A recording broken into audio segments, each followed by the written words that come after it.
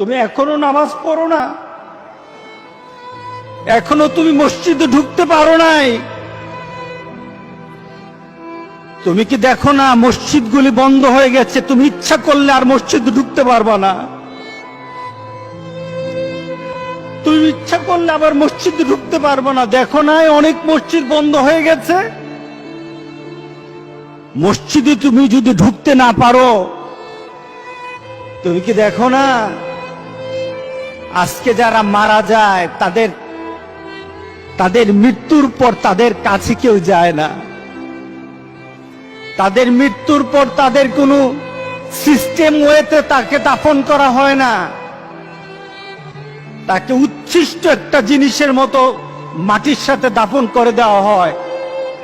এ মানুষগুলি কাছে যায় না, টেনে টেনে দড়ি ধরে টেনে দিয়ে তাকে গর্তের মধ্যে ফেলে দেয়, তার কাছে যায় না। তুমি কি দেখো না? তুমি কি দেখো না আমার মাবুদ আমাদের প্রতি রাগ করে আছে? আমাদের মাবুদ আমাদের প্রতি রাগ করে আছে।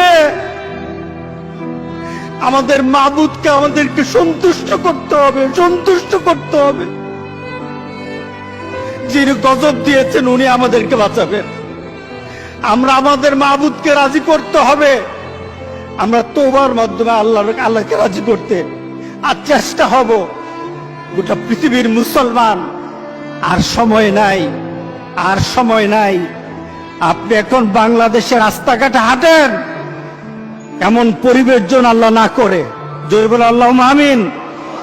এমন পরিবেশ যেন আল্লাহ না করে বাংলাদেশের মানুষ ঘর থেকে বের হবে না।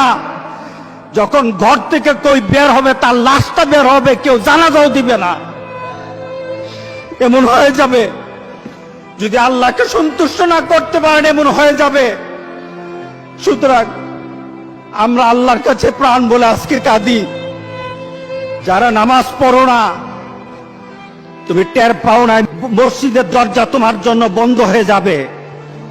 তুমি মনে রেখে দিও, মসজিদের সাথে তোমার সম্পর্ক তোমার হয় নাই, তুমি জান্নাতের দরজাও তুমি খুলতে পারবা না। তুমি এখনো বেনামাজি, এখনো সকালবেলা তুমি ঘুমাও, এখনো তুমি আল্লাহকে ভুলে আছো, এখনো তোমার কাছে তওবার কথা তোমার চিন্তাতে আসে নাই। তুমি অনেক কিছু হতে পারো, তুমি মুসলমানের কাতারে থাকবা না।